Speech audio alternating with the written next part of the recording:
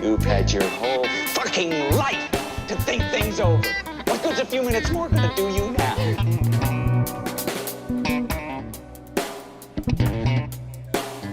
As soon as possible.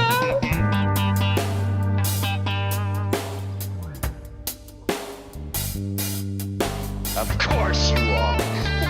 Ever thought about my responsibilities? Have you ever had a single moment's thought about my responsibilities? Have you ever thought for a single solitary moment about my responsibilities to my employers?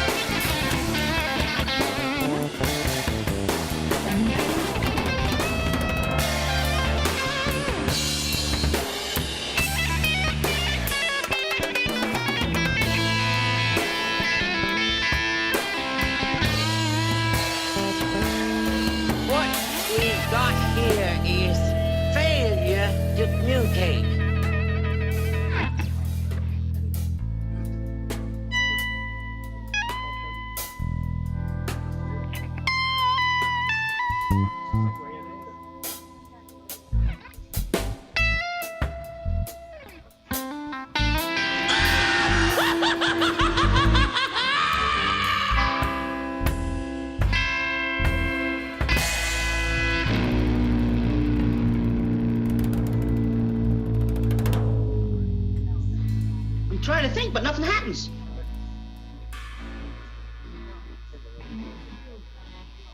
We'll do it live. Fuck it. Do it live. I'll write it and we'll do it live. Metro Detroit, this is HBL Radio Nation. Yes, it is. And Trump is selling Bibles. And in that statement, there are two things that I never want in my life ever again. Hello, lighters. Hey, you guys. Welcome to HBL Radio Nation. It's been a little while. You've been away, and so we've covered last Thursday with a fun show. Benny I was and absconded over the pond, I was. Yes. Yes. Yeah, so, Trump is selling Bibles for $60 with the Declaration and the Constitution. Lee Greenwood is selling Trump's Bibles. And it's got the American flag on it. Yeah. It's a whole new... It's so blasphemous, whole new level of fucked up. Isn't it? Like super blasphemous. It's lovely. It's like holding it upside down, like, I love this Bible, this book. So we do have something different in store today. We are going to have Steve from Scotland come in. Steve from Scotland, yeah. Steve from Scotland come in. Get right, Les. And we're going to talk about John Carpenter movies. Yes. And so we're going to do that in a little bit. We're Just still kind of waiting for him One of my fortes, sorry. to scoot in here. So, so we'll start with that. My God, $60 when you can... And I missed so much in the past, because last week I landed, I drove home, and I logged on, and I was able to get onto the second half of you and Benny doing the show. Mm-hmm. And I'm just jet lagged out of my mind at that point, but, and had my first bong hit in 5 days. Oh. Fucking nightmare. So you were like, okay. 9.5 hours of flying with a 1 hour layover in Boston. just nightmarish. And then getting absconded into a shuttle, taken off, and then I was in a conference room basically for 4 days with a bunch of attorneys. Not me, but they were. And they were high-end regulatory agents. I worked with, lawyer, I can't say the name, period. And there were several involved in this, so it's not like you can track down which one. And please don't try. But I worked with a regulatory specialist like myself who happened to be assigned to the Cambridge Analytica case, which was a huge case. Right, yeah. So, that was a big aspect of that. But, I was writing process and writing policy for global efforts, and now I'm back to talk about Jay Cheeto and his fuckery here, because I was hearing about, all the rumors about Kate over there, who came out that it was really that she was just in chemotherapy and needed a little space, so fuck off. And a lot of that was, we found out today, a lot of it was Russian disinformation. Yeah. That they were just pumping all this weirdo shit out there to just, Yeah. My favorite was the Freddy Krueger arms that they put out there. Like, if we remove the children, her arms look like this, and they go like an extra 4 feet. Like, the kids are that wide. Come on. Yeah. Yeah. Bloody hell. And then, the new grift of selling the, and not only that, the funny thing is there's a YouTube, how to unstick the pages because all the pages stick together. Benny Loco said, I thought only pages of Playboy stuck together. That's a good comment. And of course I had to start laughing at that one. But I have to say that if the pages are all stuck together, it's just because all those Chinese printers didn't actually separate them enough. Right. So there was like a question and answer about the Bible, and they were like, who gets the money for the sales, and does it go to Trump and paying his legal bills? And they're like, oh no, it doesn't. No, the Bibles are old stock that Lee Greenwood could not sell in prior years. They are not something that Trump came up with. He just had a hell of a deal, cheaply made Bibles. Mad Mac, that's interesting. I thought Greenwood was still part of this deal. He got them from Greenwood. And not only that, the money goes to an LLC owned by Trump. Oh, of course. Of course. So of course it Of goes to course. this LC. It doesn't go in his pocket. Who's the LLC owned by? It doesn't Donald come to Trump. me. Oh my God! It's It like doesn't come give to me me. a freaking break. It goes to my attorney who puts cash in my pocket on the side that I don't even know where it comes from. Yeah, and oh yeah, and I don't know who said this, but I read the Nunt collection, the NFTs, the gold sneakers in the Yes. New American Bible, plus all his crap that's made in China. Yeah, It's like- all the China-made merch. I mean, you got to admit, the guy has merch tables out there. When January 6th was happening, my wife and I were watching it, and I said, oh my God, is that a merch table? I could see it on the live feed as people were starting to climb up and everything. I'm like, look, right there in the lower right, there's a fucking merch table right there. Mm-hmm. And I'm thinking to myself, I don't know if I should envy that guy, like, for being an entrepreneur. Like, I'm going to put up a merch table in the middle of this riot. That's insane. Yeah. That's what these people think is normal. yeah, And it's all Chinese merch. yeah, I know. To get back to that point, I know. it's all Chinese made merch of Trump's head on Rambo's body. Yes, it is. You So- want Trump Rambo? No, I think everybody here needs to know the power of their voices, because on last Friday, Ronna McDaniel was hired to be on MSNBC, Yes. and everybody raged about it all weekend. And then on Monday, Everybody all gave the a people- collective hell no. yeah. Then everybody on Monday, all the talking heads on Monday got on and was like, no, we don't like this, and everybody Yeah. doesn't like it, and we don't, and she won't be on here. And We're then- looking at our own And by contracts. Tuesday, she was Yeah. fucking fired. Yeah. So what is that? A quarter of a Scaramucci or When a Rachel half a Maddow, Scaramucci? What is that? it's a Scaramouche, It's which is half of a Scaramucci. fandango. But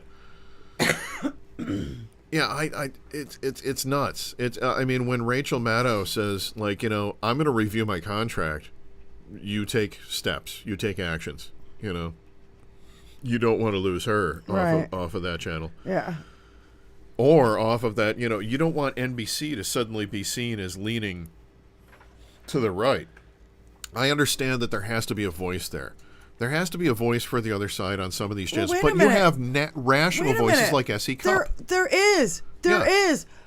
S.E. Cup. No. What I'm saying is how many there's a shit ton of fucking Republicans on there. You got Yeah. more. You got Joe Scarborough. You got He's a Republican? this chick. What's her name? The chick. What's her name? Fucking. I can't think of her name right now. don't She's know. a fucking Republican. Really? Oh yeah. Huh. You have all these people that work for the Republican Party. Morning Joe Scarborough. He's a He Republican. was a Republican. He was in Okay, the. wow. He was like Yeah. in the Senate or House.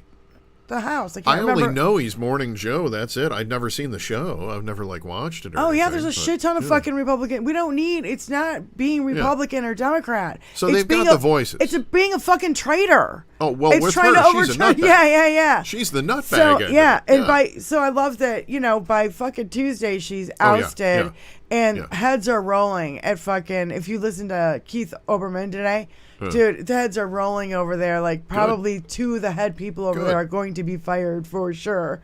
Goddamn disgrace! You have So- something like that has to come out in the press the way that it did. It has to be public. It has to be played out in the public eye. Yeah, that's a Yeah, problem. the reason why there's an Irish flag behind Brian is because Because I'm Irish. Because he's Irish. Yeah, County Donegal, Ireland. The Irish Republic. So that's why. So, yeah, I already mentioned the NFT cards. Those are the I only first get my ones brogue I back when I'm mentioned. pissed. And Steve, are you gonna get on here or what? He's in the chat. Steve's here? Yeah. How you doing, boy? What's the So- crack, boyo? Come on. So yeah, Call the in, will you? McDon- Check okay. your email. They sent you a link, apparently. Yeah. So last week, what was it? Monday, we got the news that Trump only had to pay 175 instead of 464 No. million. Well, I know. It's still he is appealing it. Okay, whatever. Just to So, yeah, appeal. right? Yeah. Just to secure the appeal. Right. Yes. So, Still owes the full amount. Yeah, I know. And so, but it was just kind of That was sickening. a fun sound. It was just kind of sickening. It's like, really, why this guy gets no more breaks for this guy. I don't care what it is. I don't want to see another thing. Shit. No I don't want shit. to see another appeal. No more shenanigans. Let's get the fucking train on the tracks here. It's been Every derailed. delay he gets, I think that we should get a slap on the face with a full-size flounder at his next trial appearance, because it's ridiculous that he gets to move this shit on and on. If I could not leave the court after getting a gag order and attack the judge's daughter. I could not call a press conference to even show up in the first place. Right. I keep reaching out and hitting this predator's tits. Yeah. That's a thing in the studio here. But no, the gag really, order, I couldn't do it. I couldn't get away with that. None of us could get away with that. The gag order that Judge Mershon put on was for everybody else but himself. I think that was smart. I think that was smart on his part. But the thing is that his daughter had kind of abandoned her Twitter account. She just never stopped going on to it. She didn't, close it out or anything like that. She just stopped going on it. Sure. And so her account got hacked. And, of course, because, Elon owns it. And so her account got hacked, and then there was a image just showed up all of a sudden of a picture of Trump behind bars. So now Trump has a reason to go after her. Okay? So I'm just like, this shit is getting so contrived and so, like, of course Elon's gonna let whoever he wants to fucking go find, hack into this chick's account so they can put up the picture so he's got something to bitch about. Yeah. Because he's got nothing else to bitch about. Elon is so focused on being robotic and all this thing, he calls himself Elon. His name is Alonzo. What else is Elon short for, do you think? I have no idea. It's Alonzo. That's his name. I don't know. We don't even know if he's a fucking U.S. citizen. Well, he's definitely a South African, and his daddy definitely had emerald mines. He's admitted to that, and those emerald mines were found to have child labor in them. None of this is satirical. All of this is fact that's been reported elsewhere. Cosmic Rose said, raising a Guinness to you then. There you go. There you Thank go. you.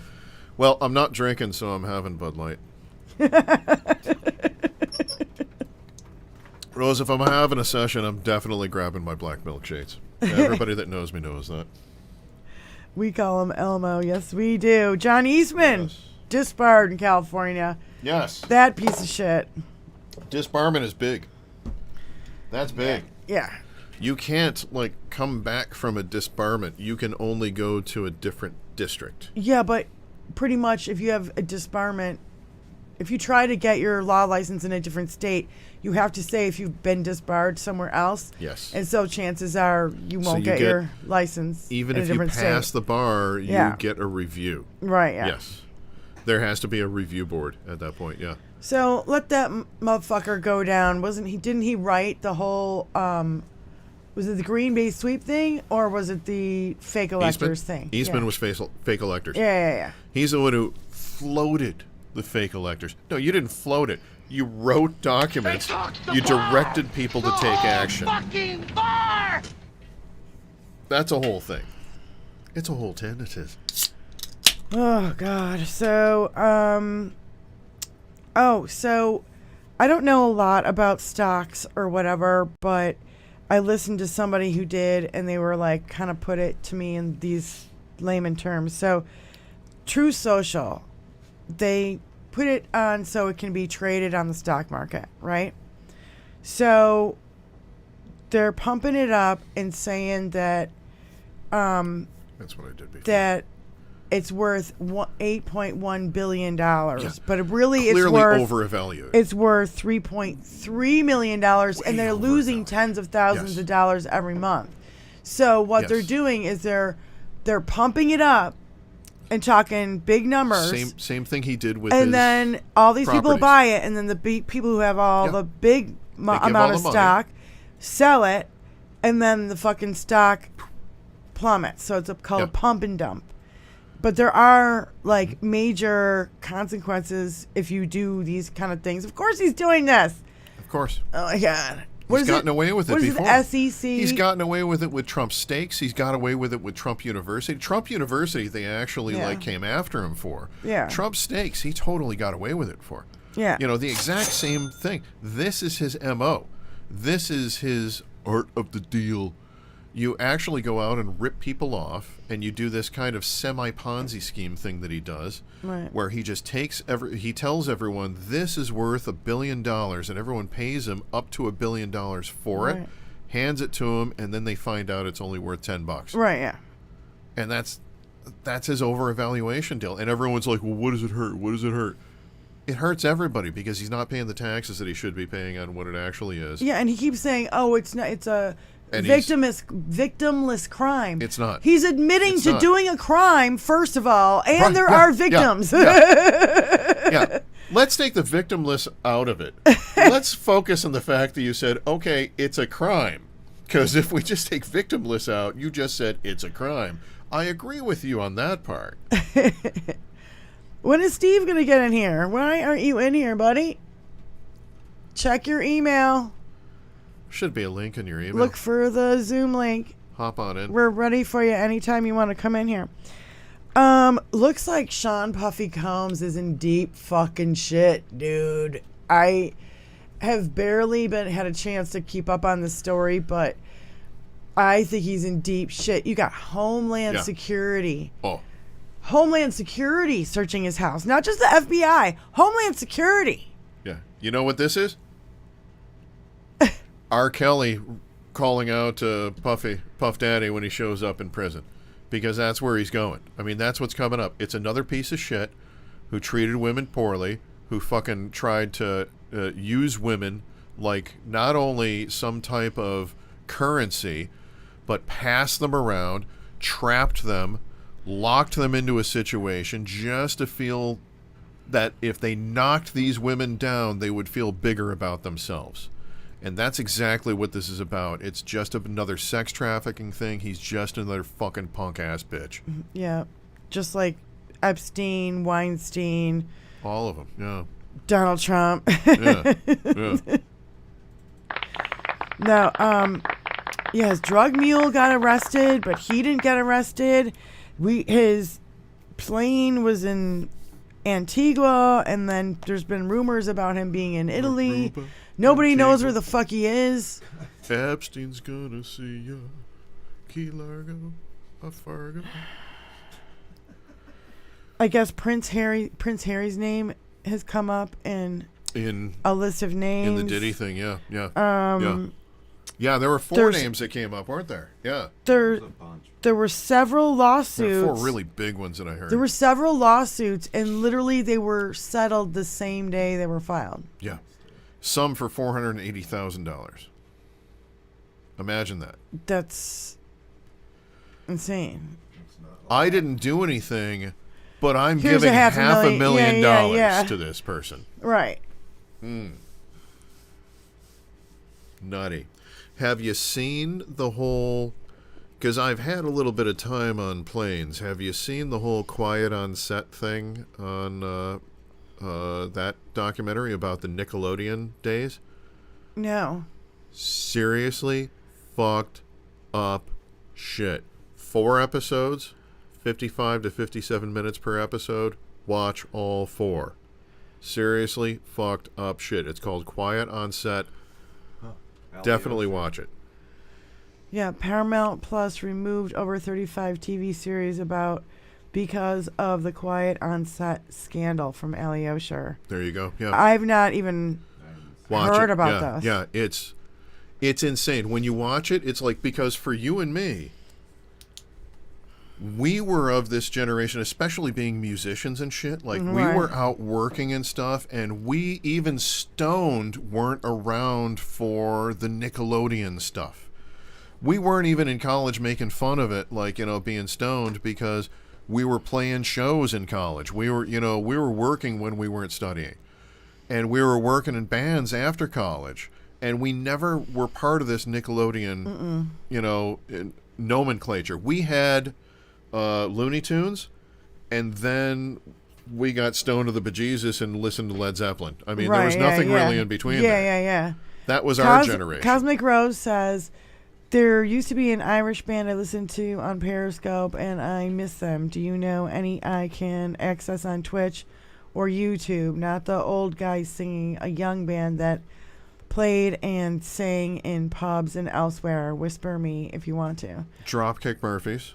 Dropkick Murphys? The Dropkick Murphys are one. Yeah. Okay. Yeah, I'll have to look up a couple others, but, I mean... Well, what's her nuts? Who? What, Cranberries? Yeah, cranberries. Oh. Yeah. Dolores, yeah. Dolores So- Riordan was, quite good. Never saw Quiet on Set. Yeah, watch Quiet on Set, guys. I'm telling you, it's 4 hours, and it's really fucked up and creepy. And when after you're done watching it, keep this in mind. Kenan Thompson, who is on SNL, and he's the longest cast member on SNL. He came from Kenan and Kel and Good Burgers on Nickelodeon. And when they asked him about this one major producer, the biggest producer that Nickelodeon ever had, and they asked Kenan after the Quiet on Set documentary came out, they asked him for a comment, and you know what he said? He looked into the camera and he said, "Look deeper." So he knew all about it. He said, "Look deeper," and he walked away Right. because he was a kid. Yeah. And you can't blame any of the. It's not one of those things where like he walked away or turned his back on other people doing stuff. He was a kid there, so he was just as abused as all the other people that were being dealt with there. But watch this documentary. You really got to watch it. How they tried to sexualize kids, and you look at the sexualization of people now, and how much of that is kind of based on this whole Nickelodeon thing. Where you had, Jamie Lynn Spears is 14 years old taking a cum shot joke to the face in, one of the things. You've got a 13-year-old Ariana Grande grabbing a potato going, "Come on, give me the juice. I want the juice." And all this kind of fucked up adult, humor shit. Oh, God. And they pointed out in this thing beautifully in one statement, and they say, if a double entendre is a sexual double entendre in a children's show, who is the double entendre for? Right. That's very powerful a statement, because who did you write that joke for? Yeah. If that's a hand job joke and that's a cum shot joke, why are you writing that into a fucking kids show, you fucking pervert? You sick fucks. Yeah. Serious sick fucks, yeah. Yeah, well. And they show you, they eviscerate these. You know what I was folks, thinking yeah. is even when I was a kid and I was staying up late watching Johnny Carson or something, they would say something overtly sexual and my parents would laugh about it. Well, that's Johnny Carson, though. And It's I aimed would- at adults. Well, and I would laugh about it, but I Yeah. didn't even know what the fuck they meant. You know what I mean? It was just, On Sesame I Street, didn't they never know. made a hand job joke. yeah. Sesame Street never made a cum shot joke. You can have shows. What's his name? Mr. Rogers. Mr. Rogers never made Yeah. a joke about trying to get a girl up onto a table and making it look like you're fucking her in the ass. Oh, my God. They did all those things on Nickelodeon. Dude. Fucked up shit. That's super fucked up. You want to talk grooming? Yeah. This is from the whole 90s to the 2000s. Yeah, the 90s. 90s to 2000 was nothing So- but grooming for kids at that age. Yeah, It's well, see, in the outrageous. 90s, I was in college. I know, Yeah, that's what I'm saying. yeah. So it was like, We missed it because we were in bands and in college. yeah, And sometimes both. right. Is that Steve? Nope. No, that was Benny. That was Benny. Benny with a guitar. Yeah, she plays. Very cool. Yeah, Hollywood's a goddamn human meat machine. Benny's not Yeah. a big fan. Here's the thing. How many years did we think the Coreys were a little crazy because of their stories? Yeah. But it turns out the Corey stories are absolutely true, Right. right? There are kids getting passed around Right. in Hollywood. Certainly there were. Hopefully not anymore, especially not after the Me Too movement. The Me Too movement finally got some of these producers finally kicked out. And that's I think one of the most powerful aspects of that Me Too movement that we have to kind of bring back. We have to refocus on some things and look at how are people being treated in these environments. Well, and look at all the child stars that turned out to be just completely fucked up adults. You know what I mean? There's They cover it. Very few. Amanda Bynes was one of the Nickelodeon people. Yeah, very few got through with unscathed. You know? Oh, believe me, they go into the victims. They give you the victim stories. Right. The victims come out and they talk about it. Drake Bell comes out from Drake and Josh. He was like being passed around. He was getting abused, and he finally comes out about it. It's tough to watch. That's but fucking awful. It's a 4-hour documentary. I highly recommend to watch it because you see all the craziness going on. They're not making it up. They just show you the actual material that made it on air. Right. That's awful. It's insane. That's just awful. Ariana Grande is taking a bottle of water and go, I'm thirsty, and she's throwing it all over here and giggling. She's 13 years old. Yeah, what audience is that for? Right. You know? Who are you making this thing for? If it's a double entendre, great. Who is watching? The parents aren't watching Nickelodeon.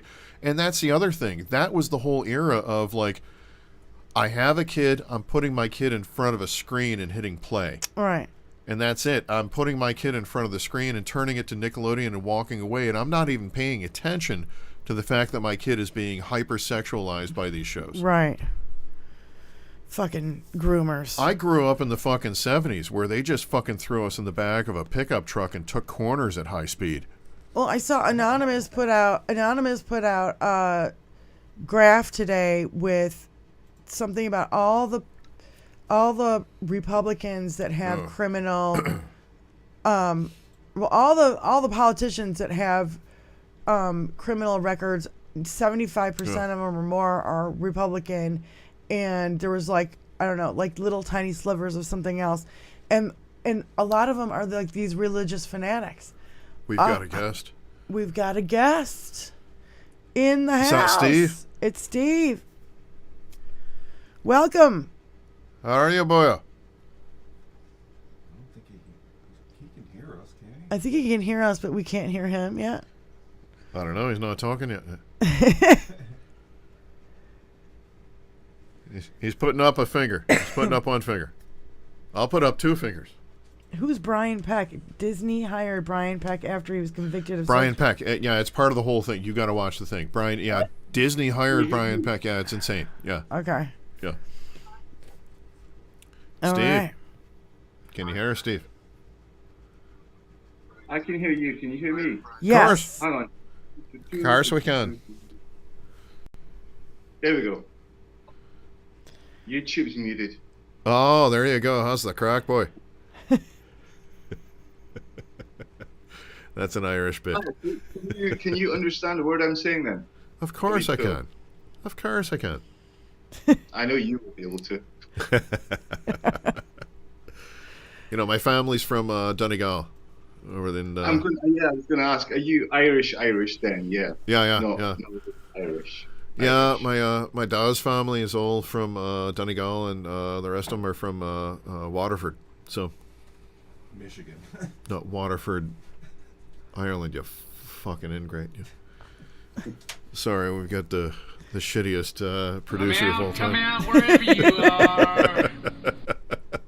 So how are you, Steve? How's things going? I'm all good. Everything's dandy. How are you lot? Lovely. Lovely so far.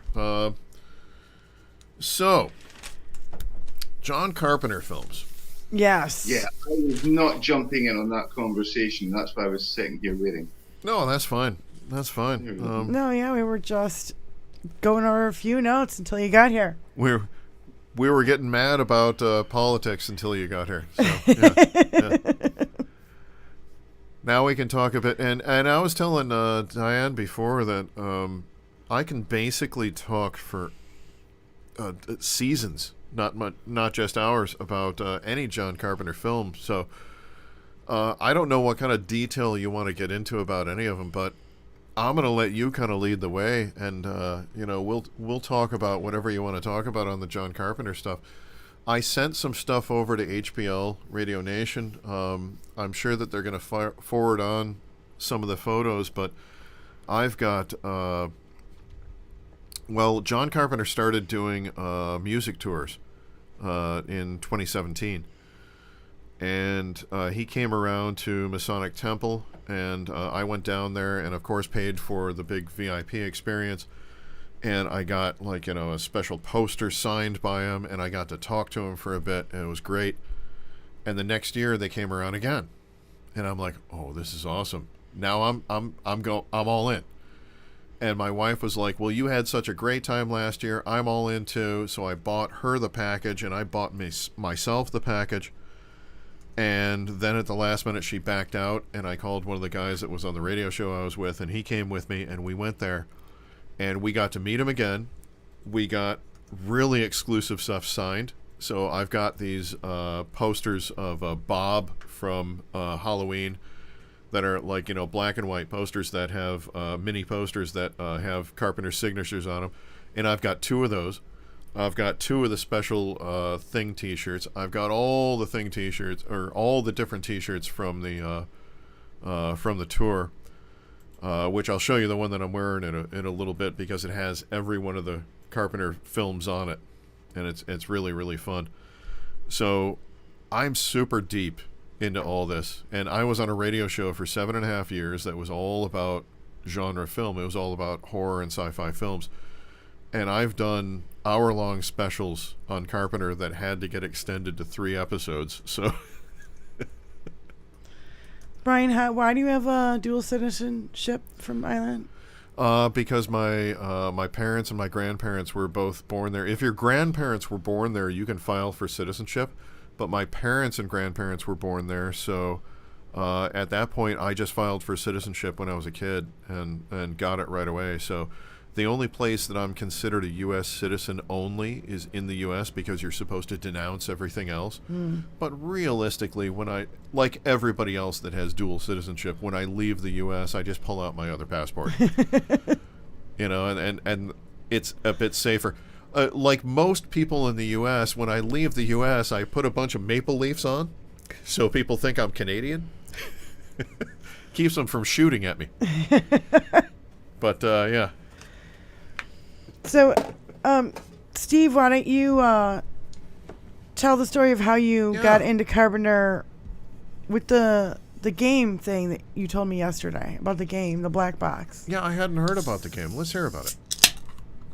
Okay, there was a game I didn't know existed.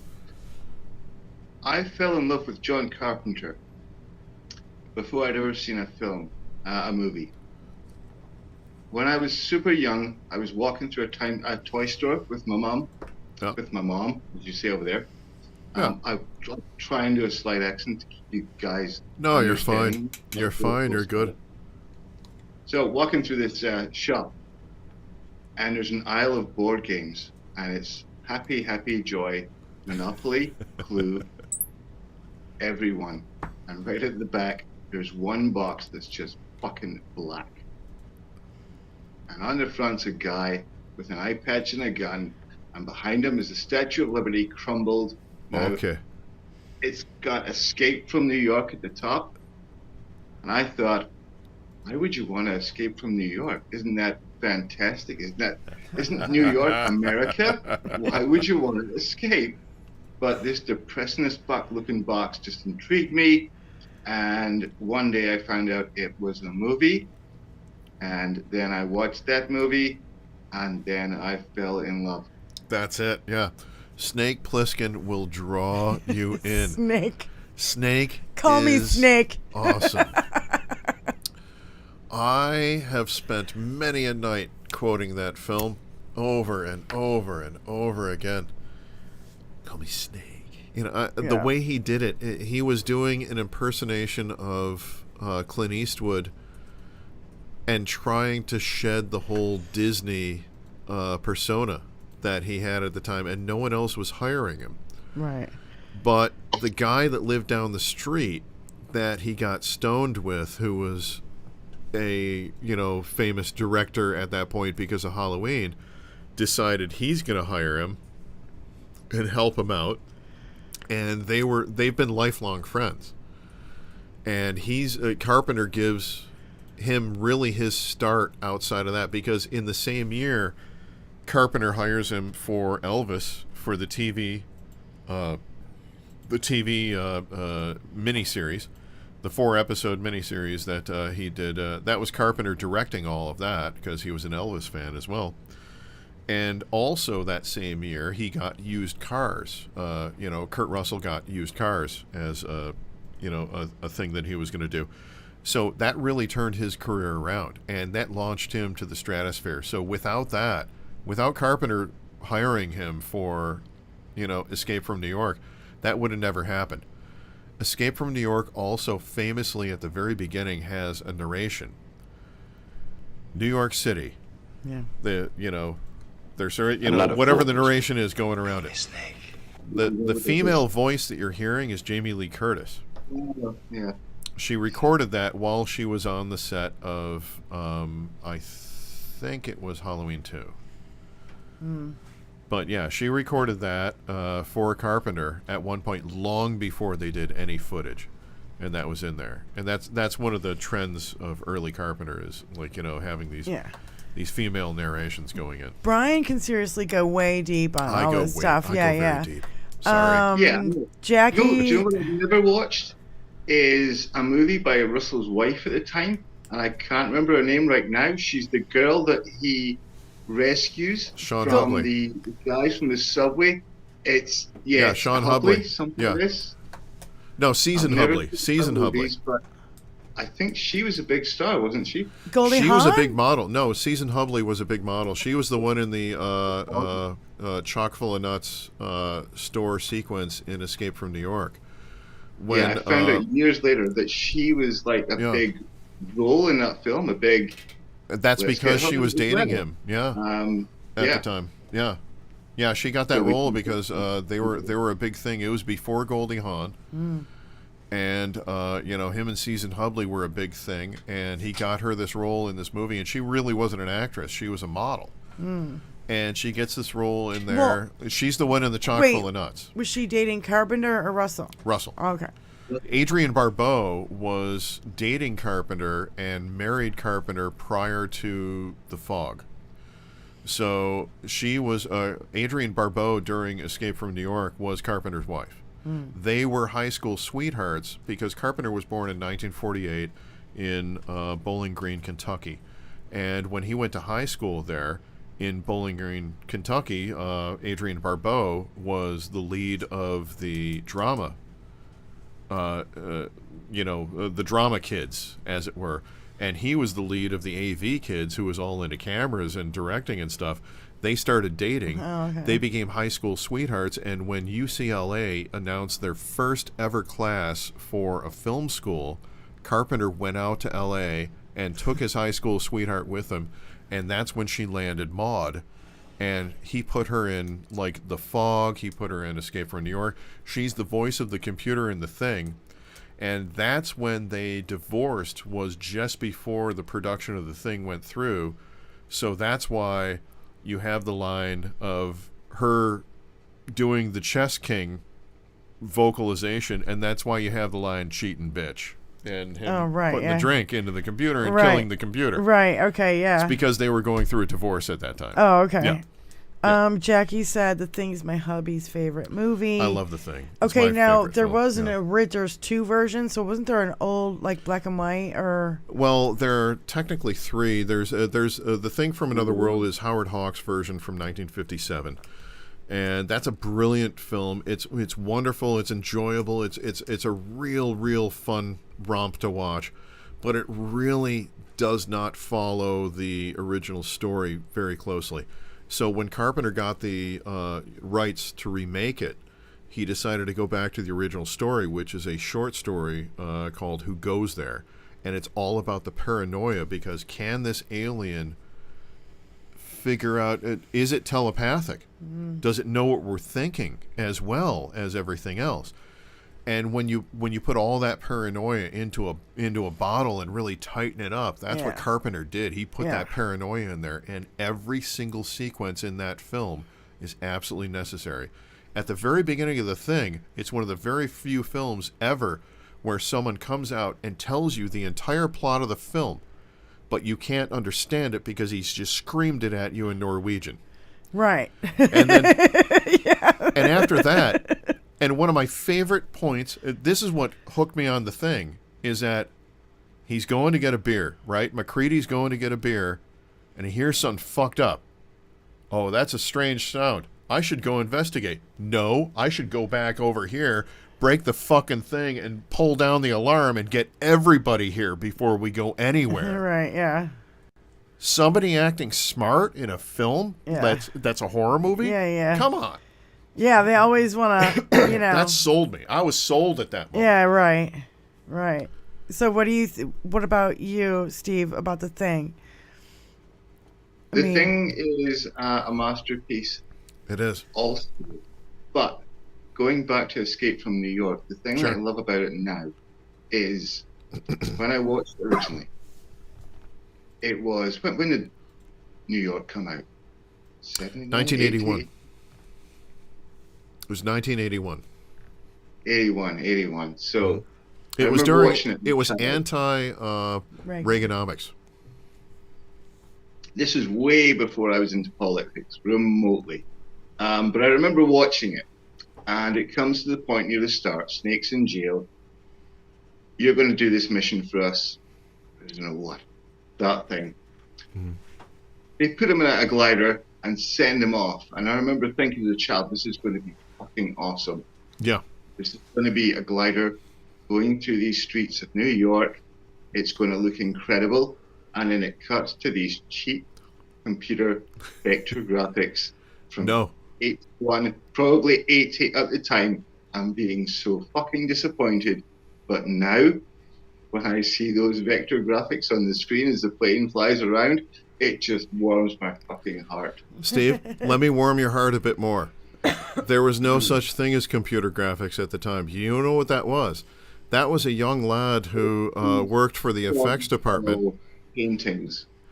No, it was a young guy who worked for the effects department, and he built an entire city, and he put glow-in-the-dark tape, like my frames here. He put glow-in-the-dark tape all over the edges of the buildings that he did. And do you know what the name of that effects artist was? James Cameron. No shit. And all of that's the camera flying through his model.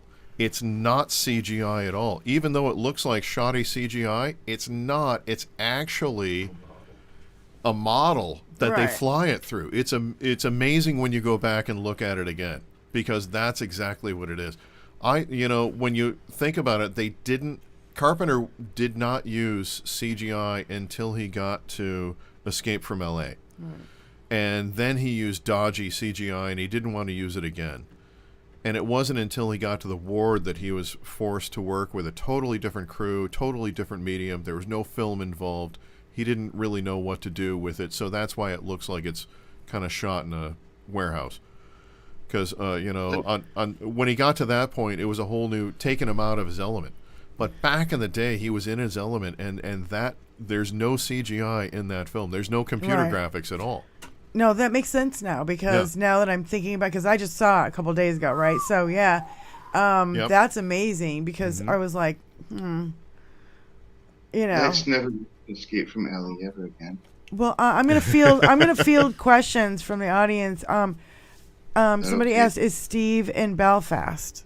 No, you're in Scotland. Steve's in Scotland. Come on. I know. Where are you in Scotland again? In Dundee. Dundee. Okay. Yeah. There you go. And then Kevin Anderson said Stacy Keach as president.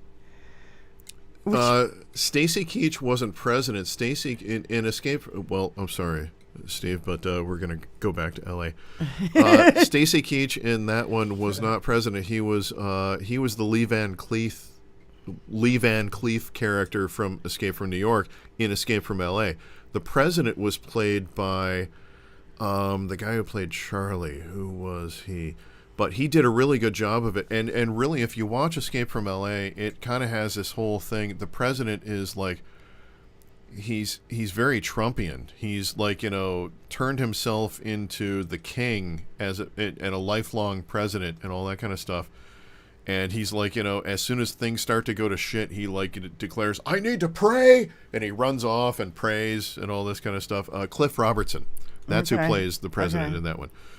But again, let's not talk about Escape from L.A. because that was like, bit iffy when it comes to it. It wasn't a masterpiece like some of these others. John from Vegas got the Cliff Robertson for you. There you go. You gotta keep watching the chat. Yeah. So came to me eventually. Cosmic Rose asks if you are near the River Tweed. No, that's down in England. Oh. Yeah. That's past Eridanswell. We're near the River Tay. Tay. Pay. Okay. We're near that. All right. Sorry, I'm just fielding questions. So Yeah, go for it. Yeah. no, I mean that's all I've got. So do you want to move on to, because you went from L.A. to New York and then Escape from New York. But he hasn't had a chance to talk about the thing yet. No, he did. A little bit, but yeah. But Escape from New York, I have to mention that a lot of people for a long time have told me that I look a lot like Romero. Yeah. If you're not there in 60 seconds, he dies. If you touch me, he dies. Yeah. That's me. Yeah, Escape from LA is awesome because it was kind of remade by one of his biggest fans, who is a really good director himself, Neil Marshall, who did a film called oh God, what was it? Death Watch, Doom Watch. Touch me, he dies. If you're not in That's the air in Romero. 30 seconds, he dies. You come back in, he dies. Yeah, that's me. Neil Marshall's done many things. Didn't he? What was Doomsday? Doomsday is Neil Marshall, and I love Dog Soldiers. That's a beautiful film, I think. But Doomsday is basically a remake of Escape from L.A. mixed in with 28 Days Later, which I think is brilliant. I think it's a brilliant take on it. I think Rona McDaniel, who's in it, is brilliant. She does a great job. It's a good film. It really is. It's a fun one.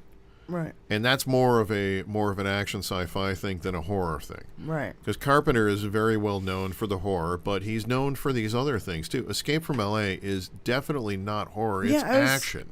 More pleasantly surprised that it wasn't more horror movie. Yeah. It was more, And how brilliant. And again, thinking and Carpenter likes to make his anti-heroes smart, right? So if you show up into a room, you got nowhere to go, and you're looking at a wall, you've got studs 16 inches apart. You shoot a hole between the studs and you jump fucking through it. Yeah. That's what you do. I mean, that's brilliant. Yeah. That kind of stuff is great. Like the Assault on Precinct 13, I found a bunch of things because I watched that one first. Right. I found that he has a pattern. Mm-hmm. So, like, in that movie, the gang barely said a word. They said one word, right? And Cholo for the 6. Right, yeah. And so that made them scarier, and I noticed that in other, like, even that thing doesn't talk, you know what I mean? Mm-hmm. So there's a lot of non-dialogue that is actually part of the film. Right. That emptiness, that space, that non-dialogue. He leaves room for you. Yeah. Kind of, yeah. Yeah. And then you're kind of making up your own mind. Mm-hmm. And then also, I noticed there's always the line of people. So, like, in the gang, they're like, people are like perfectly separated apart. And then all of a sudden, they look out the window again and they're all gone. Yeah. You know what I mean? Like, they're there and then they were all gone. Where are they? Mm-hmm. And I noticed those things repeating as well. Carpenter has said at one point that there are really only 2 types of horror movies out there. two types of horror stories out there. One is the horror is out there. Something's out there that's coming to get us. And two is the horror is inside. The horror is us. Yeah. So those are the two concepts that he deals with on a horror level. But you have to look back at Carpenter's basic concept and what he loves. Every single John Carpenter film is a Western. Every one of them. Right. You look at it, the anti-hero, Shane, rides into town, sets something right, gets taken away at the end, maybe dies at the end, whatever. Because Carpenter's not going to shade away from, or turn away from an apocalyptic ending. The Thing is an incredible apocalyptic ending, and I'll tell you what, there is the biggest debate I've ever seen in my life in the world as to the end of The Thing. The end of The Thing, there are a lot of people who say that first of all, the child's character has no light in his eyes. Second of all, he doesn't have any breath when he talks or breathes. And Kurt Russell does. Well, a lot of people could say, well, they were on different sets when they were doing it, whatever. But they say that the concept is that MacReady walked around and took one of his JB bottles, because they set him up as a massive alcoholic throughout the whole film. Yeah. If you didn't notice, like when they put Blair in the shed, they leave him with a pint, and MacReady downs half of it in one shot before he goes. So MacReady's walking around with his JB bottle, and they're saying at the end of the film that MacReady filled it with gasoline and handed it to the Thing, and the Thing took a big swig and just handed it back because it didn't know the difference between alcohol and anything else.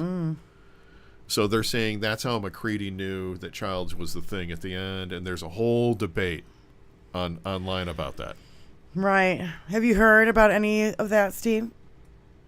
Yeah, thankfully there was no internet in 1982. Because, yeah, Jesus.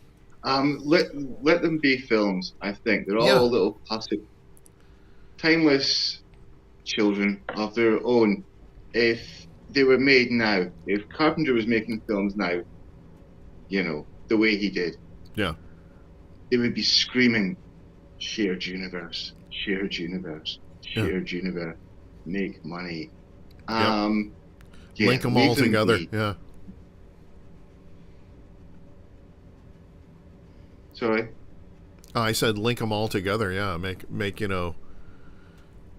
a big deal out of it. Yeah. I'm sure there are theories about that, but the internet's not always great.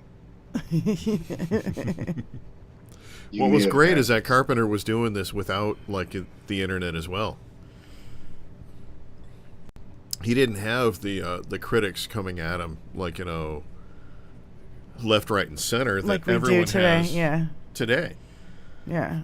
The forum wasn't there. You had he had Siskel a lot of and people coming Ebert at to him. get around, right? The Thing tanked. You got to remember that The Thing tanked when it came out, and the reason it tanked is because 2 weeks earlier, E.T. came out. Oh, right. So everyone was ready for a happy alien, and Carpenter is like, here's my little film about this alien that kills people. Yeah. And it didn't really work very well. But the thing that no one realized about The Thing was that it was the perfect time in history to come out in 1982, because in 1984 it was one of the #1 rented VHS tapes of all time. Right. And continued to be so for a long time. It came back as Roger Ebert panned this film when it came out. 4 years later, he came back and recanted his whole panning of the film. He said it was too gory, it was too disgusting. Nobody wants a slosh fest like that. And 4 years later, he came back and he said, "You know what? I was totally wrong. I was paying attention to the gore, and I wasn't paying attention to the story behind it about the paranoia and how the paranoia builds up and who's who and what's what and all that." And to this day, I'm part of, like, boards that it's not just that last scene. There are, like, several scenes throughout here that everybody debates. I've seen this film over 300 times. Right. And I got to tell you, I mean, it was over 160 times before I figured out what MacReady says back to Fuchs in the Thiacombe without any dialogue. You don't hear it. You just see the breath come out. And it's not dead. It takes you a while to, pick up on that.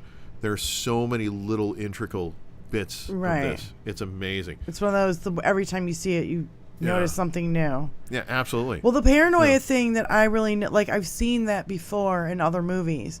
Like I don't know, like there was were they something bounty Invasion of the Body Snatchers? No, not even that. Where they were a pirate ship and they went against their captain. Mutiny on the Bounty. Mutiny on the Bounty.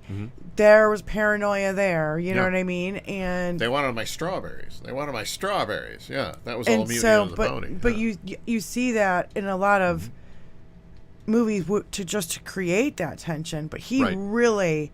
He ratcheted it up. He ratcheted it up by, you're in an isolated boat, but now you put it in the Antarctica where you can't, it's freezing outside, it's 40 below zero. That's right. Outside and I have to say, one of my favorite all-time lines of any film ever, and my favorite delivery, if you're a fan of the film, you don't even need to hear the full line. I'll just start it. I know you gentlemen have been through a lot, but if you find the time, I'd rather not spend the rest of this winter tied to this fucking couch. Yeah. His delivery on that is just, when he starts it, it's just, oh, this is great, Yeah. Just a great delivery on that. Yeah, and he definitely explodes. Any what's your favorite scenes, Steve? From the thing. Yeah.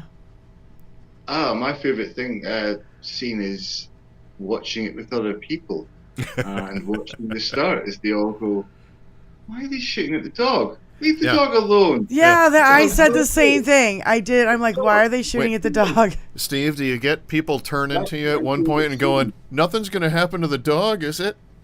No, you'd be fine. Yeah. No, that's great. It's great. You're both, yeah. Go for it. Yeah. That's great. Tony, that is one of the best part of the films is like when you hear and I've had people turn to me at that point is something going to happen to the dog? And I just say, keep watching. Oh God. Tony, and then I just watch their, breakdown and nightmare. Yeah. What dog? Yeah. Oh my God. So let's see, what else did I watch? Prince of Darkness, I think you watched that, didn't you? Yeah, now that was the one where it was in the church and the church, yeah. Okay. Yeah. That was a good one. Prince of Darkness is interesting because that's where Deborah Hill had just died of cancer. So Deborah Hill was his producer for all the films from, starting with Assault on Precinct 13 and Halloween. She was really intricate with. So this is his partner in crime. And his producer working with him all the way up through They Live, and then just before Prince of Darkness, she died. So he goes into Prince of Darkness in a very dark place, and he hires a whole new crew and brings in all new, character actors. Still the same MO. He still uses character actors from the old, Westerns. He used to use Buck Flowers, and Buck Flowers was the guy who was sure, I'm the president. I knew as soon as I got this thing, I'd be the president. That's Buck Flowers. He's an old Western guy from... He was ever in. Yeah. He was in a million, Westerns in the American, Western films. and you know, the cowboy films and all that. And then at this point, at Prince of Darkness, he changes up, and he doesn't use like the original cinematographer. He changes up and goes to Gary Kibbe, and now he uses like the same character that he would normally give to a Buck Flowers. He gives to another Charles Cyphris, who's a different guy from that, and he's the professor who comes around, you know, well, what's he gonna do, you know, you know, that guy walking around throughout Prince of Darkness. That guy is he's an old Western actor from the old, you know, shoot 'em up Westerns. So he really changes it up, and at that point, that's when he starts working with this, you know, script editor / you know, assistant producer named I'm sorry, Sandy Hill, and he eventually marries her, and she becomes more and more of a producer as they go on, and then they start an entire comic book company called Stormhill that does all that. All right, now you're getting me way off on a tangent, and I don't even. You're getting me lost now.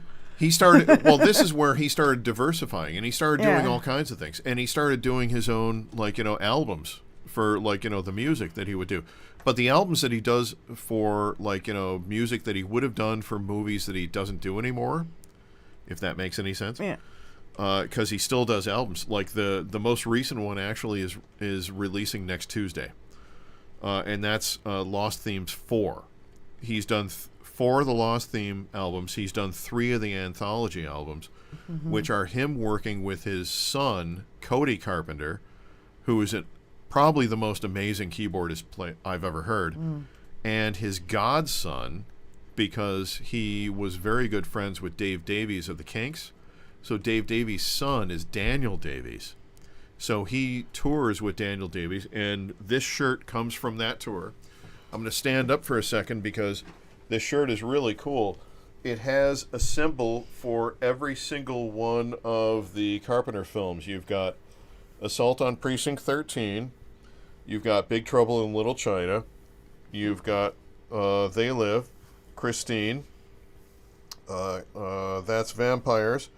The Fog, Prince of Darkness, Starman, The Thing, that's from the Blood Test. There's the Bob that I have several, you know, 2 signed versions of. That's from Halloween. You can't really see the whole thing, so. Oh, sorry. Your microphone's in the way, so on the bottom. Okay, so there's the Bob. And then as I have to go in opposite direction here. So there's The Thing. And then over here we have, wow, I gotta go way over. No, I'm sorry, I gotta go back up here. That's from Dark Star. There's from Escape from New York. And of course that's from In the Mouth of Madness. So, and he had various t-shirts for each one of these, which is why I have like 50 different t-shirts from John Carpenter. It's because of that tour. Right. Yeah, I did not know that he had records. Did you know that, Steve? Yeah. John Carpenter very much has his prime. And his prime runs until sort of the mid-80s. And then he enters his period of, do I really care that much anymore? And the movies kind of petered out a little bit, but they're still good. I mean, the I know 90s you were good, I watched think. Village of the Damned. And I've got time for Village of the Damned. I think it's okay. I don't mind it at all. I thought I was going to hate it, which I think is why. I think it's not so bad. But yeah, you could tell he was kind of fed up and just, I'm going to do other things. I've got money. I'm getting checks every time they remake my fucking movies. That's Christopher Reeve's last film. What about Christine? Christine is probably my favorite. Christine is earlier on, yeah. I mean, what year was that put out? Christine was 84. Yeah, because literally it's my favorite one. And Stephen King hated it because he took a 4-hour movie and condensed it to an hour and a half. And the only way he could do that is in the Stephen King version. It was, there you go, nice. Yeah, there you go. In the Stephen King version, it was, George LeMay was sitting in the back seat, and he was the one that was possessing Arnie. And he was in control of the car.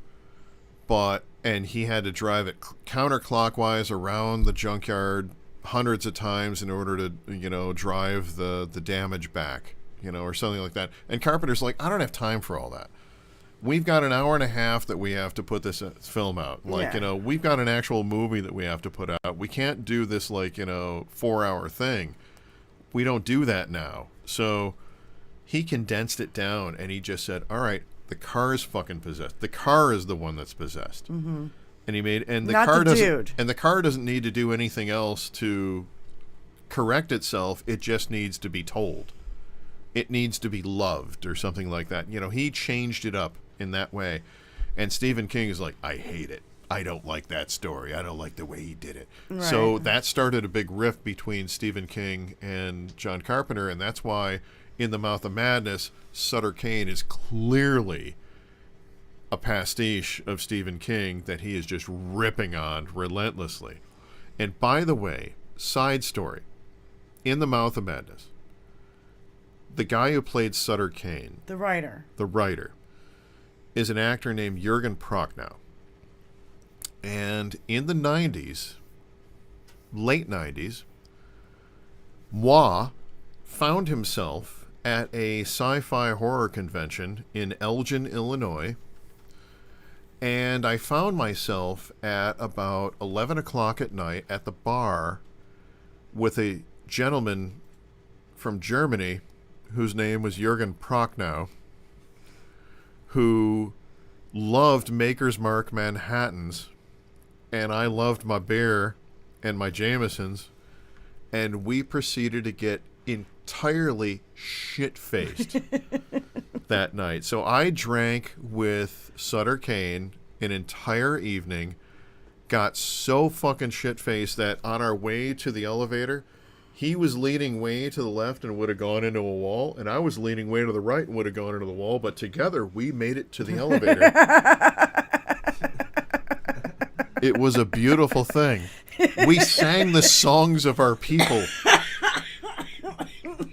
to customers who didn't want to hear it. Yeah, I bet.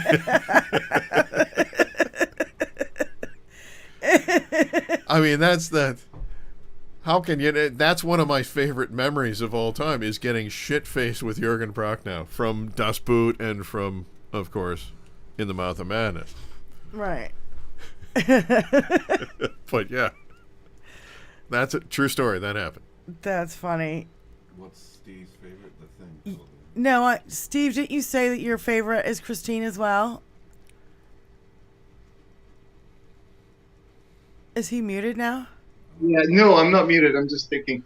Yeah, Christine is an absolute fucking love. Love it. There's a point where I think Carpenter's got these 4, 5, 6 films that everybody can watch anytime that they're on. Yeah. And I'm not sure there's a favorite per se, but I do absolutely love Christine. It took me a long time to make that my top 5. Yeah. No, it's fantastic. Yeah. I'm not a car guy, but the black screen with the sound of that engine hurrying away, is it a V8, V12, before anything happens, is fucking awesome. And then I can get the story. I know where it's going. I love that Dennis, the friend, is just a nice guy. Yeah. There's no reason for him to be Arnie's best friend. There's no reason for him to help him out and He's just give his him buddy. the chance to stab Arnie in the back. He doesn't. He does nothing but help him, while Christine just becomes an evil bitch and takes everybody in Arnie's way, whether they want to be there or not. Yeah. So I love Christine from start to end. I could watch it anytime. At Not the beginning, being a car guy, but if I could have a car, I'll have that. at the beginning of Christine, there's a flashback sequence, and I'm doing air quotes around that flashback sequence around Christine on the line as they're pulling her through, and the guy with the cigar, and he gets killed on the line, and it all looks like it's a flashback sequence, and it all looks like they used CGI or something to make it look like a flashback sequence. What's fascinating about Carpenter is that Carpenter said, okay, we need to make this look like a flashback sequence. So I normally use Kodak 440 film in my Super 60 CinemaScope cameras. Instead, I'm going to use the Panasonic 416 film. And that's going to cause this extra grain. He knew the exact film stock to use to make that grainy feel, to make it feel like it was a flashback without putting an effect in. That is genius. That is brilliance. That is somebody who knows what the hell they're doing. And most directors today, I would say, can't do that. Could not pull that off. Thinking outside the box, using a different film, the wrong film in a camera would make it look a certain way. Use the wrong film for my settings, and it's going to look like a flashback. Now, when we started talking about doing this show together and doing the John Carpenter talk, I mentioned Christine, and then you mentioned something about how he does the lights from Christine. So you'll notice in all his, a lot of his films. A lot of what do you call them? Flares. When yeah. there's lights going on, when you'll see, and it goes across the whole screen. Yeah. And like I noticed that when I, originally watched the movie. The beauty of flares, yeah. But then you pointed it out, and when you pointed it out, it like struck my memory of how I noticed that happened a lot. In especially in that film, but I also noticed in a lot of these other films that I watched. So he does that a lot. So that's his style. How that's could he style. how did he do? Do you know how he did that? Stepping up the f-stop and getting it to the point where you're going to where it's really, really light sensitive in a dark environment, and he puts a really dark environment out. You have to really trust what the hell you're doing if you're filming in a really dark environment with only a single light source, and that single light source is in the center of your frame. Yeah. If you're going to do that, you have to know what the hell you're doing, and he knows what the hell he's doing, and that's what the flames that come off of it, the flares rather that come off of it. It's beautiful. It's wonderful. It's like watching Gordon Ramsay make a pasta dish or something like that.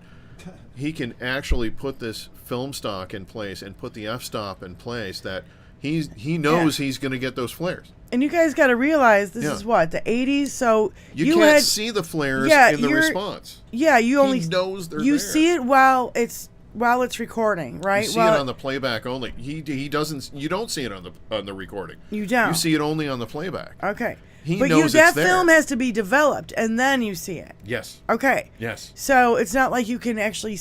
You have to really trust the fact that you got that shot. He knows how to get that shot. How to get that. Yeah. Picture it this way. You've seen movies where you see a picture of the sun, and the sun is shining at the screen, and you can see all these little circles coming off it. Yeah. These flares coming off the sun. That's lens flare. You can't see that in real life. But if you film it, it can show up. Right. And it can affect how you feel at that point in the film, which it really does. And Christine, let's stick with that one for an example. Because at some point, when those flares show up, right, on the screen, that's when the soundtrack changes from rockabilly to... Sorry, I did a burp. That was a big one. It changes from rockabilly to all of a sudden you have a Carpenter type thing going in the background, because it's always tribal kind of built, Carpenter's music. he has this whole thing that's going in the background, and there's an actual theme there, but you don't even think about it because you're just watching the car at that point. Right. Yeah. And most people could not hum the Christine theme if they watched it. But if you watch it like 2, 3, 4, 5 times, that's when it's like, oh yeah, there's a whole theme that picks up there. When it's what was the fat kid's name? The one who grabbed him by the balls. Chucky or whatever it was, That's the one I haven't seen that recently. guy, I just seen when it he's the one who gets killed, like that's when the Carpenter theme kicks in, right? And the car has to squeeze itself into that, alley. It's a loading dock, I think, and it has to squeeze itself into, and breaks itself while squeezing into it and killing him.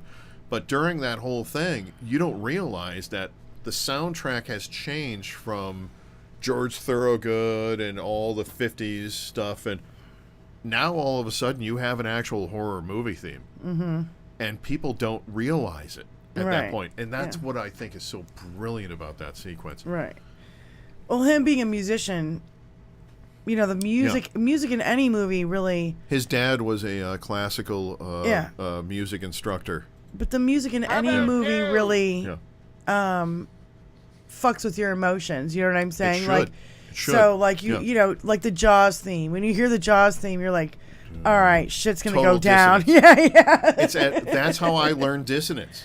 Because I knew about that. Yeah, Moms Russo... I'll be back in a minute. Okay. Moms Russo says she loved Jurgen in The Seventh Sign. Oh, yes. Yes, yeah. Plus Das Boot. And Cosmic Rose said, exactly, did that for decades. Film and spot meters and natural sun stars, bingo. Intensity, dislike fake sun stars from freaking filters. Okay. So, the music is there to help convey the emotions, correct. So, yeah, Steve, you got anything to add? I mean, Christine, Again, it blew me away. I love the soundtrack. I love the look of the film, I love that when I'm a Mopar kid, and when they fucked up that car, however many cars they fucked up, I cry. Steve, you want to add anything? Yeah, I guess something else on Christine while we're here is... Again, backing my love for Dennis and his camaraderie to Arnie all the way through the movie for no fucking reason. Christine just acts like a woman all the way through it, but she's a bitch. The guy who's in the assembly line kind of lifts up her hood. I've seen this on a Red Letter Media video. I can't take credit for this. Guy in the assembly line lifts up her hood, and what does she do?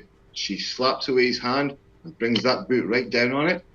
The next guy in the assembly line is someone who drops a cigar on her, and he just dies. I don't think anyone's noticed when Dennis gets taken out, it's because he's running across a football field, and Arnie shows up with Christine. And Dennis starts running towards them. And he's got this look in his face of confusion and kind of like, what's going on? As the car looks pristine. And then someone takes him out. And that's the assumption, is that he was just looking, going, what's going on? I think it was Christine calling out to him the way a woman would, walking into a dance hall in her best dress and going, fucking look at me, everybody. I'm with this guy, but look at me anyway. And then he gets taken out. And I think it's an understated point of Christine that no one notices. But yeah, I could talk about Christine on its own for an hour and a half. I could talk about the music of John Carpenter for an hour and a half. But yeah, I guess, how long have we got? 10 to the hour? I mean, we have 10 more minutes, but, we can go longer. I mean, we don't have to stop just because Hal's on. You know what I mean? Oh, we owe it to Hal, though, don't we? Poor Hal. I mean, you know. Cosmic Rose said, I'm really enjoying this show right now. More interviews, please. Poor Hal. I know. Fuck. Yeah. Hal will live without us there.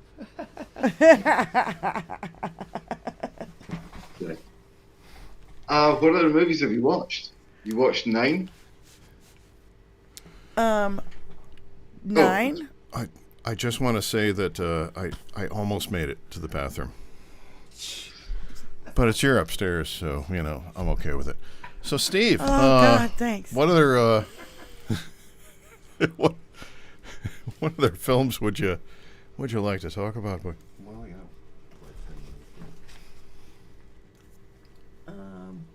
I'm trying to think of my favorite John Carpenter film, but there's no such thing. What know. have we not done? There's Escape. There's so many of them. Starman. Well, let's start from the beginning.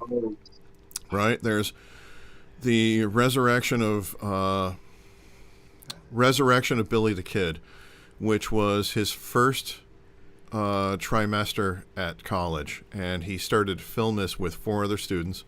He quickly took over and became the boss, therefore the ergo director of this project, and it went on to win an Academy Award. And at the Academy Awards, he is watching the Oscars, and his professor is up there collecting the award. He is in his dorm room with his girlfriend, Adrienne Barbeau, and in another room is Rick Rosenthal with his girlfriend.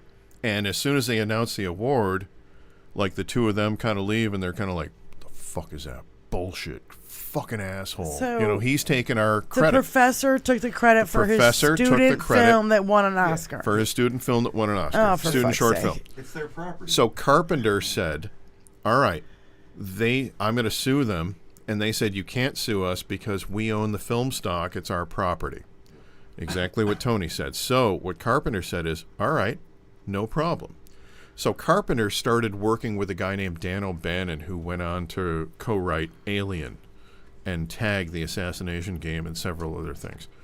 But Dan O'Bannon and him started working on this little project called Dark Star. And Carpenter, without telling the film school, because it was the first year and they were, you know, green, just as green as he was, Yeah.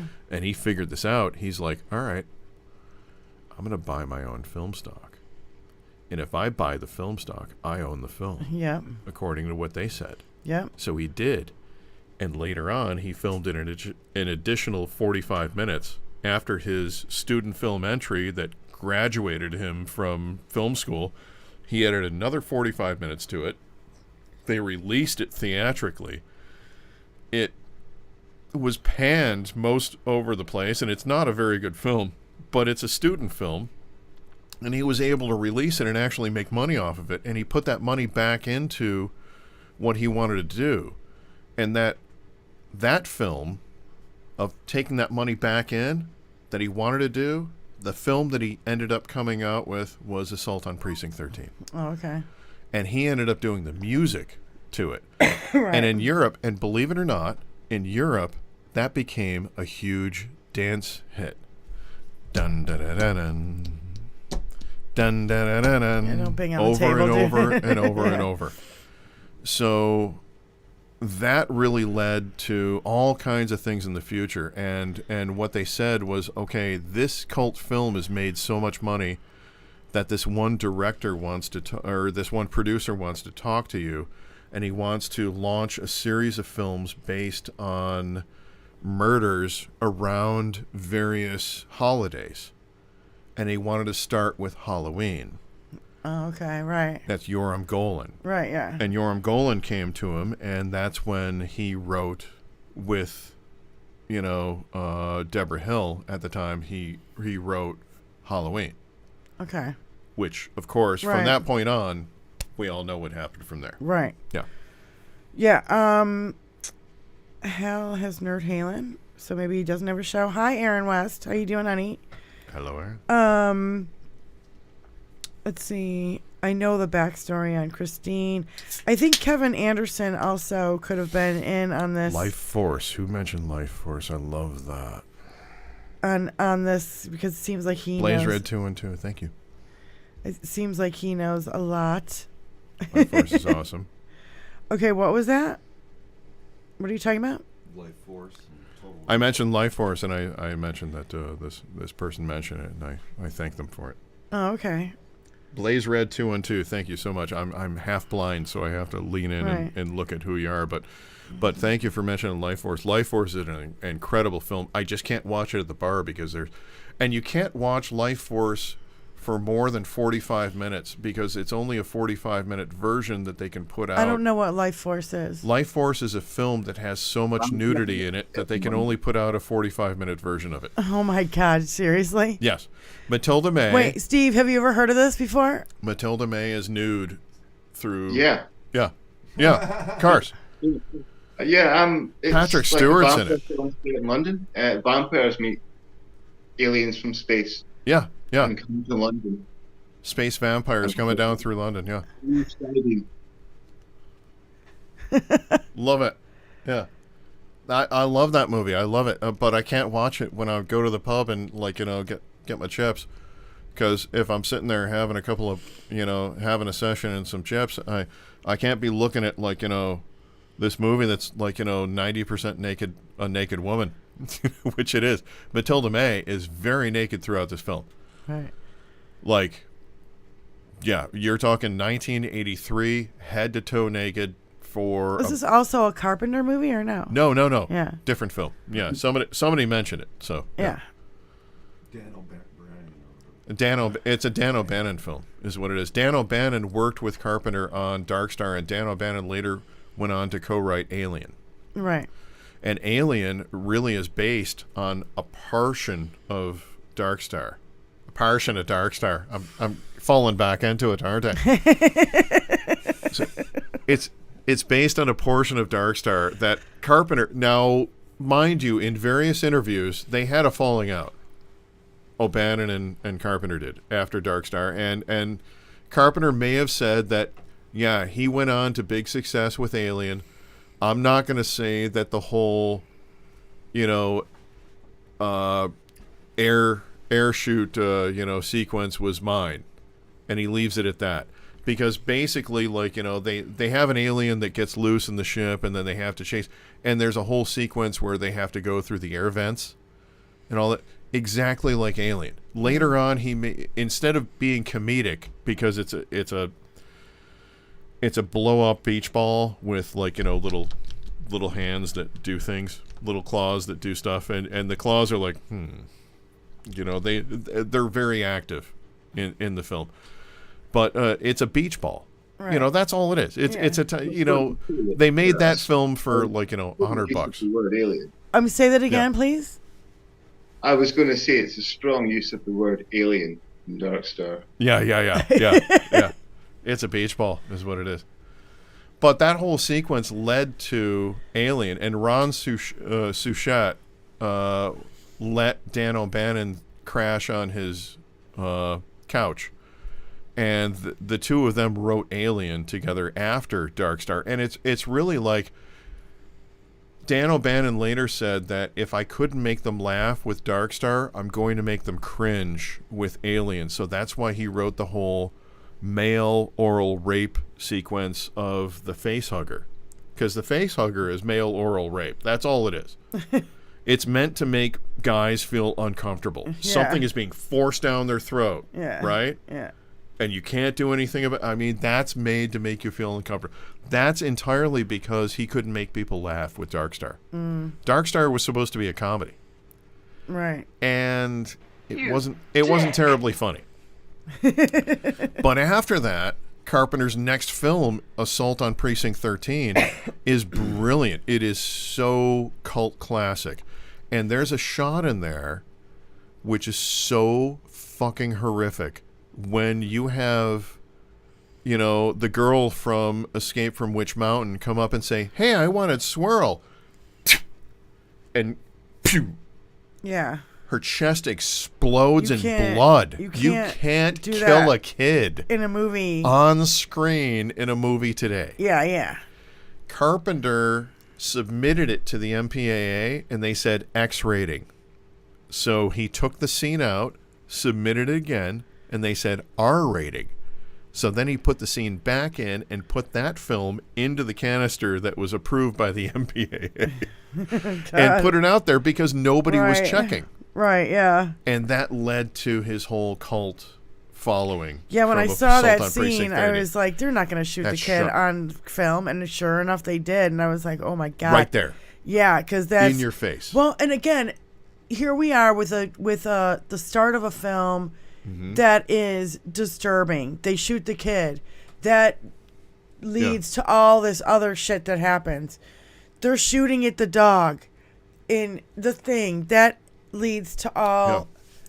You And know, at the shoot very a little beginning of blonde the thing- girl in braids, and then shoot a dog. You know what I mean? With a helicopter. You know what I mean? Like, we're going to take what you think is light and fluffy, and we're going to kill it in front of you. yeah, right at the beginning of the movie, and that's going to start off. That's what you where see. we start. Yeah, that's where you start. So you already kind of know that it's going to be a. Yeah. Oh yeah. Yeah. Yeah. It goes there. It goes there. And by the way, for those of you who don't know, at the beginning of the thing, Larry Franco comes out, and he's the actor and he's a assistant director of Carpenter's. He's the one who comes out of the air, the helicopter at the very beginning, and he goes, "Hush, have a newt," and he starts saying things in Norwegian. And if you actually speak Norwegian, what he's saying is, "What are you doing? That thing isn't human. It's alien. It's going to kill you all. I need to kill it now." And then he takes a shot, shoots Bennings, and then he walks towards it again to kill it, thinking that he's just told everyone exactly what's going on. And that's when Gary gets to use his old pop gun. Yeah. But you said that's the first time that they actually tell you the whole premise of the whole movie. But because it's in Norwegian, nobody knows. Exactly. Yeah. They explain the entire premise of the movie in the first 5 minutes, in the first 2 minutes, really. Yeah. But they do it in Norwegian. Yeah. Yeah. And there's so many questions around that online. Who's the first room that when the wolf dog is coming down the aisle, and that dog is the best actor that Carpenter's ever worked with, and he says it too. That dog comes into the hallway, stops, comes down the hallway, starts to go down somewhere, stops, turns, goes to another direction, stops before entering that room. And who's in that room? And I always say, everybody says Palmer, but I look at that outline and I'm like, no, that's Norris. That's the guy whose chest, pops open. It's Norris. Norris is the first one who gets infected. That's what I say. Okay. I'm going to die on this hill. Oh, my God. All right. All right, fun. Yeah, Steve, you got anything more to say? No, I'm okay. I'm okay on the thing. Is Hal on? Is he? Yeah, Hal's on, so... Huh? We'll beat it. And I just want to, We're better than Hal. say thanks to everybody for coming over here Thanks, and Steve. checking this out. Yeah. Hal was my introduction to this group, to all these people, Nice. to kind of you guys. I mean, there was the Midas touch around, but Hal was a rabbit hole down which I fell to get in touch with you guys and Liberal Dan and Boston Brian and a million people whose names I can't remember, and all the kind of smart people in chat that are there every day who seem like genuinely nice people. Yeah, we're not assholes. That's the thing. So Go ahead, Steve. Go ahead. no, that was it. It was just my story of being here and why I would never miss a Hal show. Like I say, my introduction to him was YouTube suggesting, here's a comedian breaking down a Trump speech. You kind of like that thing. So I watched that, thought it was funny, sent it to my pal Christy, who was here. Don't know if she's still here. And the next day, YouTube went, you know that guy that you liked yesterday? He's online now. Is he? let's have a look. Oh my God. So he is. And then he's here every fucking day. So, yeah, that was it. Nice. Black Dragon watched the 82 version. Not nice. Yeah, no, it's fine. Well, thank you for joining us. And Thanks, I Steve. definitely want to do this again. And I want to do it and talk politics. Yeah. So, you know, you're always more than welcome to come back and join us anytime, brother. And we just want to thank everybody who joined us here on Twitch and on YouTube today. And we'll be back, next week, Thursday, 5:30 Eastern Standard Time, little The HBL Thing 1982. Radio Nation. You got it. I'm Diane Russell. I'm Brian P. Gallagher. And a huge John Carpenter fan. And Steve from Scotland joining us. Steve, thank you so much. Thank you so much. Take care, everyone. All right, we'll see you guys next time. Yeah. Next time we'll talk politics, Steve. Okay. Enjoy.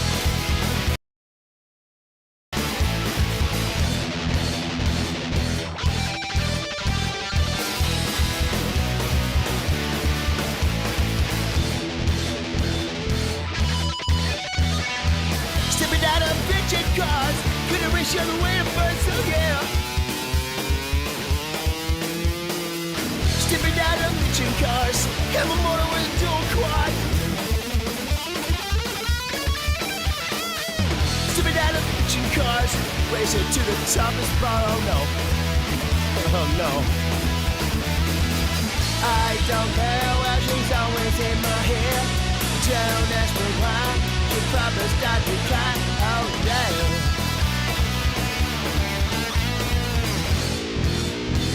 Yes, we do drive Chryslers. Sipping out of bitchin' cars, racing on the way to Mars, oh no, no, no, no, no, no, no, no, no, no, no. Sipping out of bitchin' cars, they're gonna put me behind the bars, oh no. Stepping out of bitchin' cars, have a motor with a dual quad. I don't care where she's always in my hair. Don't ask me why, she'll probably start to cry, no, no. We are trailing a long-haired Caucasian in a 1970 Dodge Super Bee. We are in pursuit right now. He's getting away from us. We lost him. License plate registered to a William Clark Gaffney. Hey, isn't that guitar guy?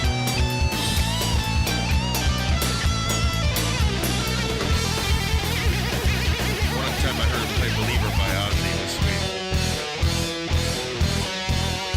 Stepping out of bitchin' cars, racing to the top of spots, oh no. Stepping out of bitchin' cars, gonna race you all the way to Mars, oh no, no. Got everyone to do it. Stepping out of bitchin' cars, and motor into a quad. I don't care, cause she's always in my hand. Don't ask me why, she will start to cry. Yeah, yeah, yeah.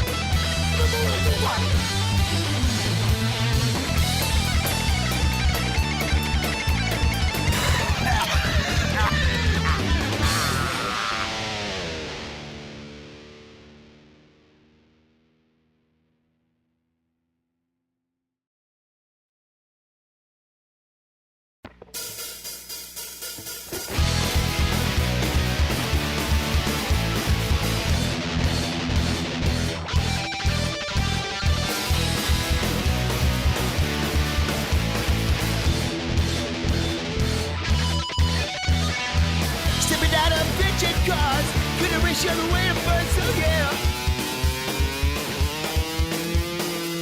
Stepping out of bitchin' cars, have a motor with a dual quad. Stepping out of bitchin' cars, racing to the top of spot, oh no. Oh no. I don't care where she's always in my hair. Don't ask me why. You probably start to cry, oh yeah.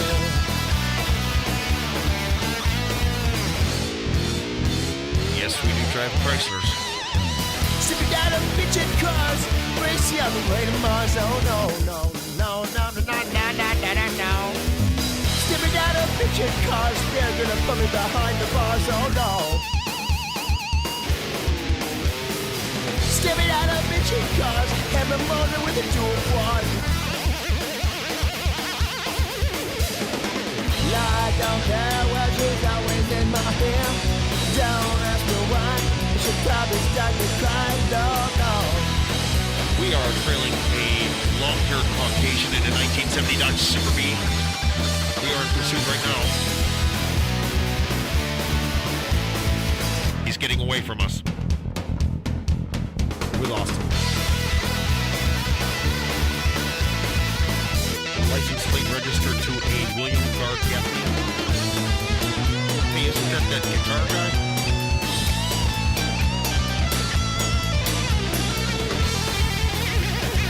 One time I heard him play Believer by Ozzy. It was sweet. Stepping out of bitchin' cars, racing to the top of spots. Oh no. Stepping out of bitchin' cars, gonna race you on the way to Mars. Oh no, no. Got everyone to do. Stepping out of bitchin' cars, and motor into a quad. I don't care, cause she's always in my head. Don't ask me why, she will start to cry. Yeah, yeah, yeah. Why?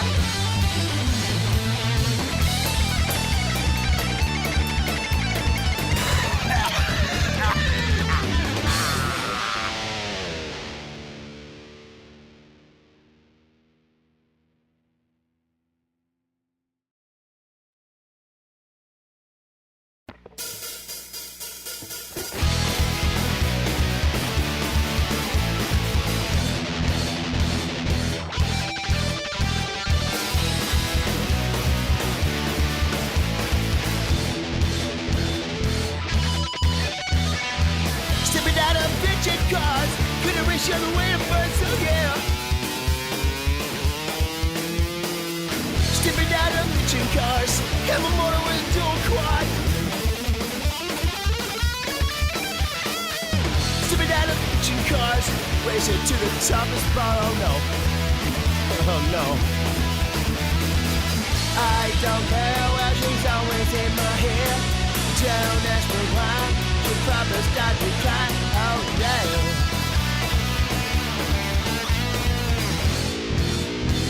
Yes, we do drive Chryslers.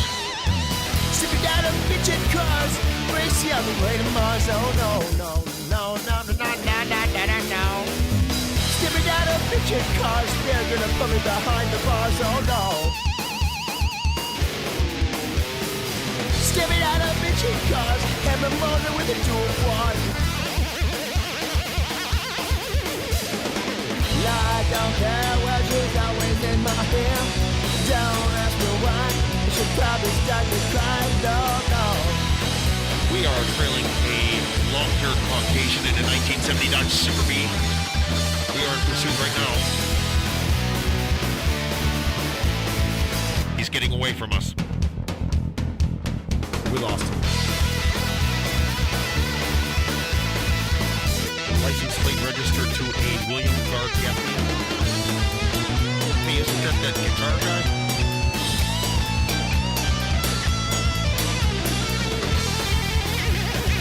One time I heard him play Believer by Ozzy. It was sweet. Stepping out of bitchin' cars, racing to the top of spots. Oh no. Stepping out of bitchin' cars, gonna race you on the way to Mars. Oh no, no. Got everyone to do. Stepping out of bitchin' cars, and motor into a quad. I don't care, cause she's always in my head.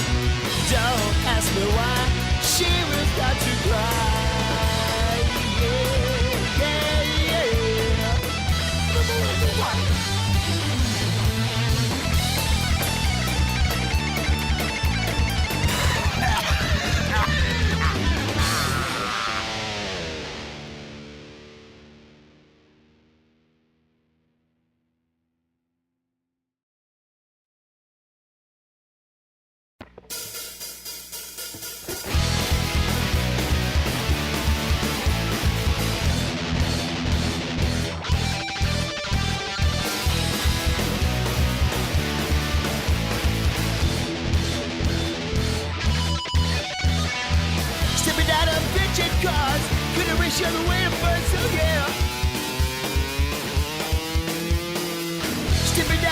bitchin' cars.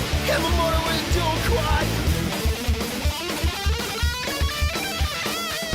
Stepping out of bitchin' cars, racing to the top of spot. Oh no, oh no. I don't care where she's always in my hair.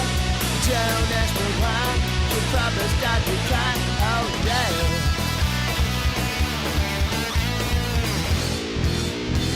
Yes, we do drive Chryslers.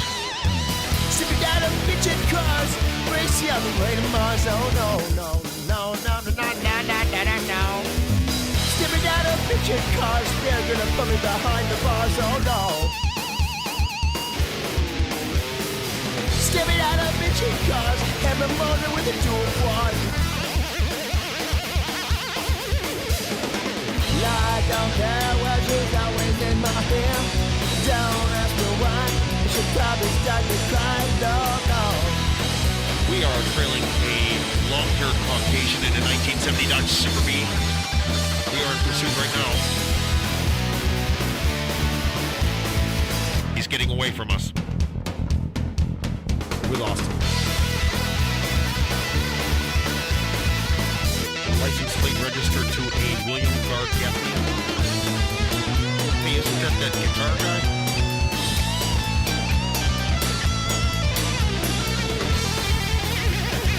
One time I heard him play Believer by Ozzy. It was sweet. Stepping out of bitchin' cars, racing to the top of spots. Oh no. Stepping out of bitchin' cars, gonna race you all the way to Mars. Oh no, no. Got everyone to do. Stepping out of bitchin' cars, and motor into a quad.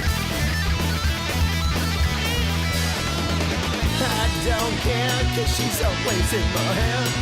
Don't ask me why, she will start to cry. Yeah, yeah, yeah.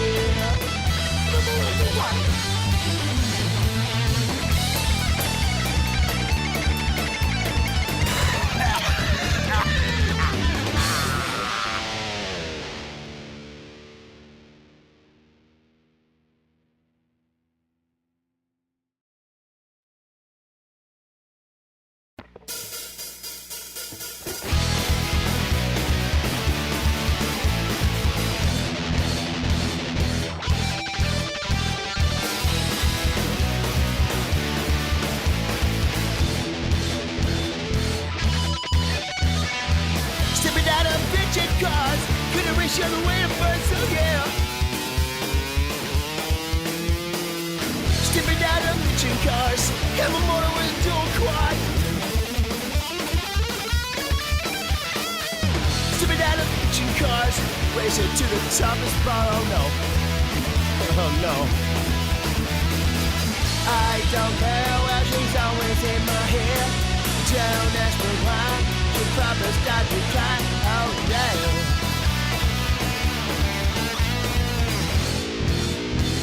Yes, we do drive Chryslers. Stepping out of bitchin' cars, racing on the way to Mars. Oh no, no, no, no, no, no, no, no, no, no, no. Stepping out of bitchin' cars, they're gonna put me behind the bars. Oh no. Stepping out of bitchin' cars, have a motor with a dual quad. I don't care where she's always in my hair. Don't ask me why, she'll probably start to cry. No, no. We are trailing a long-haired Caucasian in a 1970 Dodge Super B. We are in pursuit right now. He's getting away from us. We lost him. License plate registered to a William Clark Gaffney. Hey, isn't that guitar guy?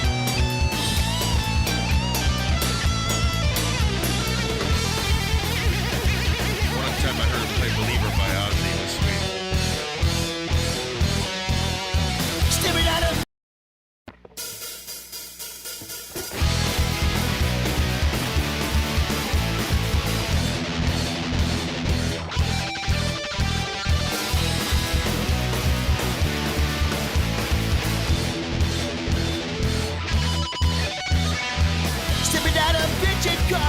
Gonna race you on the way to fun, so yeah.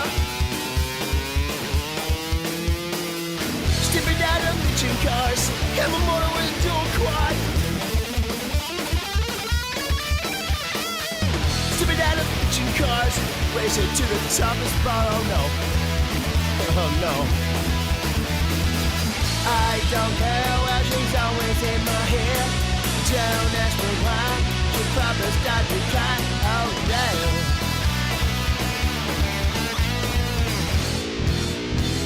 Yes, we do drive Chryslers. Stepping out of bitchin' cars, racing on the way to Mars, oh no, no, no, no, no, no, no, no, no, no, no. Stepping out of bitchin' cars, they're gonna put me behind the bars, oh no. Stepping out of bitchin' cars, have a motor with a dual quad. I don't care what she's always in my Game over, man. Game over. She probably start to cry, no, no. We are trailing a long-haired Caucasian in a 1970 Dodge Super B. We are in pursuit right now. He's getting away from us. We lost him.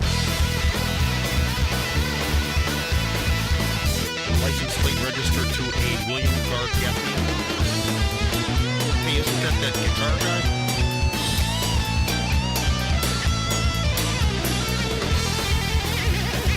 One time I heard him play Believer by Ozzy. It was sweet. Stepping out of bitchin' cars, racing to the top of spots, oh no. Stepping out of bitchin' cars, gonna race you on the way to Mars, oh no, no. Got everyone to do it. Stepping out of bitchin' cars, and motor into a quad. I don't care, cause she's always in my head. Don't ask me why, she will start to cry.